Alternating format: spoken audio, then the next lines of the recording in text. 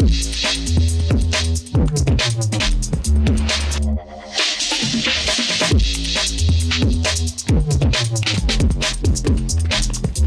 intelligente VO et la société Péris, partenaire du rugby languedocien, vous présente Série Rugby.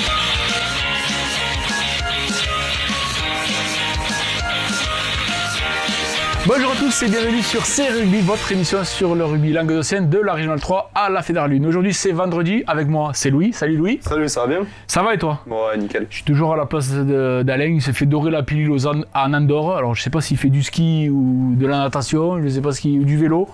Pauvre... Plus natation vu la saison. Pauvre vélo. Pauvre vélo. Ouais. En tout cas, bon, on va laisser profiter et on va vous annoncer donc les matchs de ce week-end. Ce sera les 8e de championnat de France et on attaque tout de suite avec la Régionale 2.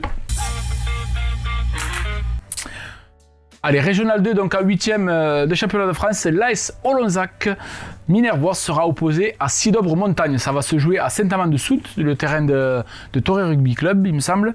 Et si je ne dis pas de bêtises, c'était la finale Occitanie il y a en 2022. Et c'était Sidobre qui s'était imposé lorsque l'entraîneur n'était autre que Monsieur Druetta. Donc Olonzac qui fait une très belle saison, qui sort d'une grosse partie la semaine dernière, qui a passé 40 pions au passage rugby. Sidobre qui s'est imposé face à Foix, mais qui a dû un peu plus ferrailler, qui a été plus dans la réaction. Ça va donner une belle affiche ce dimanche dans le Tarn.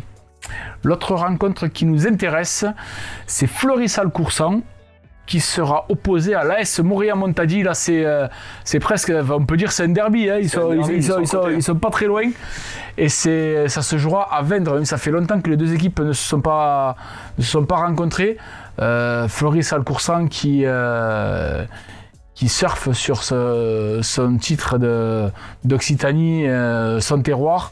Moria-Montadi qui s'est imposé face à Monteux et qui a montré de belles valeurs, une grosse force de caractère. Ça va donner une très belle affiche dimanche au stade Tony Palazzi de Vendre. C'est le stade André Laden de Vendre. André Laden, ouais. C'est pour ça. On passe à la promotion régionale 2, 8e de France. Nos amis de Caraman seront opposés à Os d'Armagnac. Os d'Armagnac qui a battu les Aturlaises, tandis que Caraman s'est imposé face aux hommes de Walter Canedod. Donc on va souhaiter à la JS caramanaise d'aller le plus loin possible et de passer un tour de plus pour arriver dans le dernier carré, comme on dit. Carré. On passe maintenant à la régionale 1. Donc Régional 1, l'US Mias sera opposé à la Vallée du Gapot. Ça se jouera à Saint-Quentin-la-Poterie dans le Gard. Les Miassois qui donc prennent le tombeur de Sijan-Port-la-Nouvelle. Sinon, ça allait de nouveau faire une opposition entre clubs qui s'étaient déjà joués. Mias, sûr de ses forces, de son paquet d'avant conquérant, va jouer l'équipe de la Vallée du Gapot qui a mis à mal cette équipe de Sijan-Port-la-Nouvelle. Donc c'est une nouvelle étape à franchir pour les Catalans, mais ils ont de la ressource et c'est tout à fait dans leur corde, eux qui ont l'habitude d'arriver jusqu'en finale du championnat de France sans pour autant réussir à les décrocher. C'est peut-être l'année où ils vont réussir à glaner quelque chose. Promotion de Régional 1 maintenant, 8e de France, Bédarieux sera opposé à Penn Mirabeau-Cadeneau. Penn Mirabeau-Cadeneau, c'est le champion PACA de promotion. Donc c'est un gros morceau pour les Bédariciens. Les Bédariciens qui sont en Cannes, ils viennent de passer 11 essais au tour précédent. Donc tous les voyants sont ouverts pour eux. Mais là, dans ce match qui va se jouer à Uzès, nul doute que ce sera une toute autre opposition et qu'il va falloir ferrailler face à ces joueurs champions de leur territoire. Ouais, il faut faire attention au match piège. Face à une équipe qu'ils n'ont pas l'habitude d'affronter, il faut faire attention. La rencontre suivante, c'est les Plages d'Orbe qui seront opposées à Villeneuve-de-Marsan. Villeneuve-de-Marsan dans les Landes. Ça se jouera à Saint-Lys en Haute-Garonne. Les joueurs des Plages d'Orbe qui font, après une saison un peu en demi-teinte où ils ont alterné le chaud et le froid, ils font un bon parcours en championnat de France. Donc on va leur souhaiter, en tout cas face à cette équipe qu'on ne connaît pas, de faire la meilleure rencontre possible et d'aller eux aussi gagner pour aller dans le dernier carré. Je cherchais la fin de ma phrase, j'étais parti, je savais pas quoi dire. Un petit mot sur les réserves de Régional 1. Sijan pour la nouvelle, donc champion Occitanie, continue et eux c'est déjà le quart. Ils seront opposés à la Vallée du Giroux. La Vallée du Giroux qui avait été sortie par leur équipe première dans les dernières minutes. Donc un match, nul doute, qui, même si ce ne sont pas... l'esprit revanchard sera présent.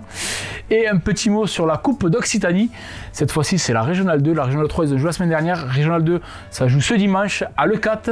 Et Alaric, pour le titre, sera opposé à l'US Côte Rocheuse. Ça se jouera à 14h à Leucate. Et même si c'est la coupe, on dit, de consolation, nul doute que les deux équipes auront à cœur d'aller chercher un titre pour valider leur fin de saison. Et au moins, voilà, ils ont continué, ils ont joué le jeu jusqu'au bout. Et ça débouche sur une finale. Donc, nul doute qu'il y aura une belle ambiance à Leucate pour voir la finale entre ces deux équipes.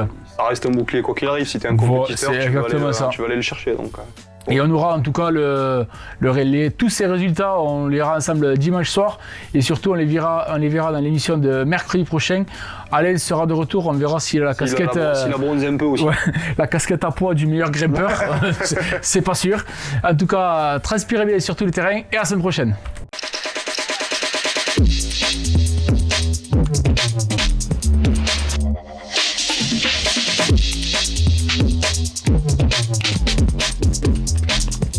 Intelligente VO Et la société Péris, partenaire du rugby languedocien, vous présente Série Rugby.